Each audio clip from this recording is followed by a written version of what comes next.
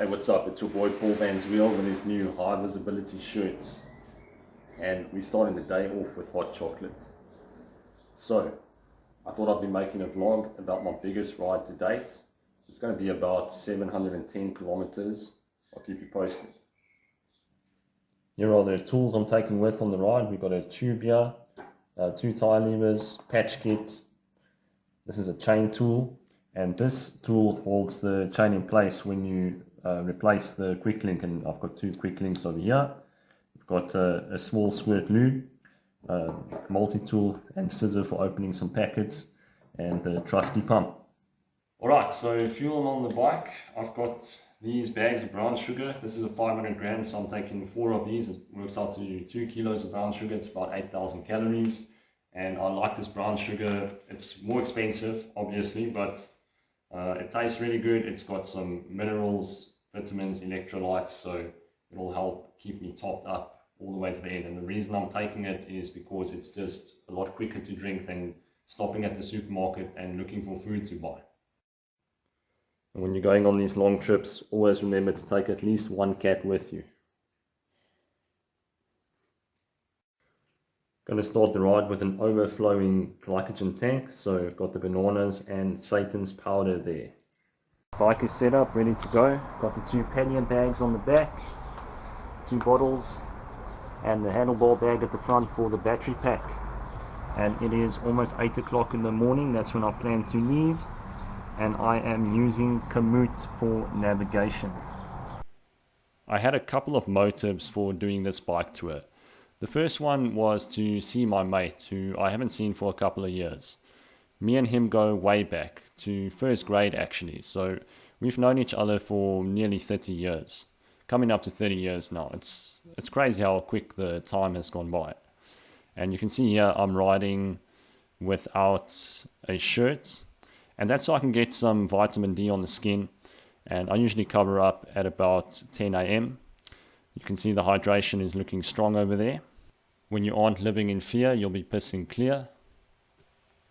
And the other motive was to see if I could do a 710k ride from Munster to Haarlem.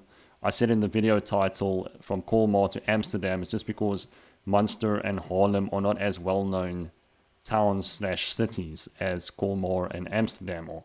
But it's pretty much the same distance and same location.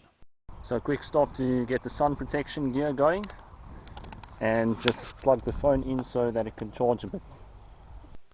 To be fair, I didn't really train for this so much. I did a bike tour around France from the 1st of May to the 19th of May, 2,200 kilometers. That was with Pauline, but that was pretty low intensity compared to this. So 92k is done. Just stopped here quick at the Match supermarket to load up on some water. Gonna put these 2 in the pannier bags and put this one in the empty bottles. Mix it with the sugar water. So obviously it was a solo unsupported trip, which means I had to load up on food and drink, and it made the bike significantly heavier, and I really felt it when the road pitched upwards. I ended up abandoning the sugar water because it just wasn't enough. I felt really gassed after 6 hours. I think mostly because the sugar water doesn't have enough salt. Salt is really an important component, especially for me on these longer rides or more intense rides. If I don't have salt, I feel like something is missing and I feel quite drained. But as soon as I loaded up on those salty crisps, there was a resurrection that took place.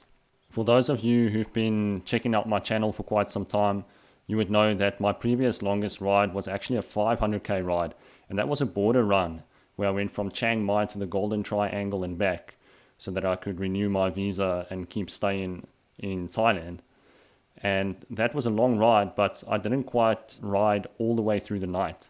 I stopped at like 12 o'clock in the evening, whereas this, I just kept going all the way through the night and kept going all through the next day. This ride was also a lot slower than the ride in Thailand. That time was 30k an hour, and this time was barely over 24. And I think there's multiple reasons why this was slower. Firstly, there was more elevation, more twisty descents, and riding at night on those twisty descents means you have to slow down quite a bit because the visibility isn't that great. And here you can see I use a funnel to pour the sugar. This sugar was quite clumped up, so it could mess everywhere if you didn't have a funnel. Other things are the fitness wasn't as good, and definitely carrying more weight on the bike than that time. So all these things added together costs about 6 kilometers per hour. And as a result, I didn't make it to my mate's place at the time that I planned to, and I ended up taking the train for the last 100 kilometers. But even then, I still had to ride 16 k's from where the train station was to his house. So I didn't give up quite yet. For this trip, I was in 5 countries: France, Germany, Belgium, Luxembourg, and Holland. And Germany is hands down the best for vegan products.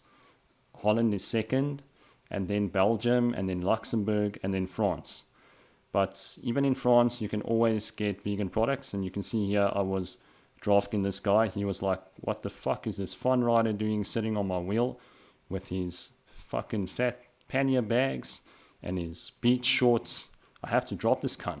Here's some goodies that I got: packaged arrabbiata, we just squeeze that like a gel, and paprika chips, and also those corn nibs. They were actually cheese flavored, which was quite interesting. I was feeling so messed up that I actually ended up buying 2 bottles of sparkling water, which I can't drink at all. I don't know if you guys can drink sparkling water, but for me, my whole life, I just hated that stuff. As soon as I take a sip, I just want to spit it out. So I had no water at some point, and that cost me quite a bit of time too. But luckily, when I stopped, I actually heard a river nearby. And then I went to that river and scooped up some river water, and I was good to go throughout the night. Because if you don't have any water at night, you either have to stop at someone's house, or if you're lucky, you can find a convenience store somewhere. But there were no convenience stores on this route, so I needed to get some water, and fast. Another thing that happened is the ferry was closed. I was too late when I arrived in Luxembourg, so I had to go around, do a 12-kilometer detour so that I could cross the river at the nearest bridge. So that also ended up adding extra time and distance to the tour. I didn't take any drugs or stimulants for this trip to stay awake. So I didn't know when I was going to fall asleep or feel like falling asleep. And then it hit me at 2:30 in the morning. I felt like falling asleep. It was no longer safe. And I was actually lucky to find an outpost on the side of the road. There's like this little outpost. It's very small, probably like 1 square meter. But it had a gaming chair, or not a gaming chair, but like an office chair on the inside. It was the most random thing, but it was a blessing. And here you can see the outpost. I'll show it in the video.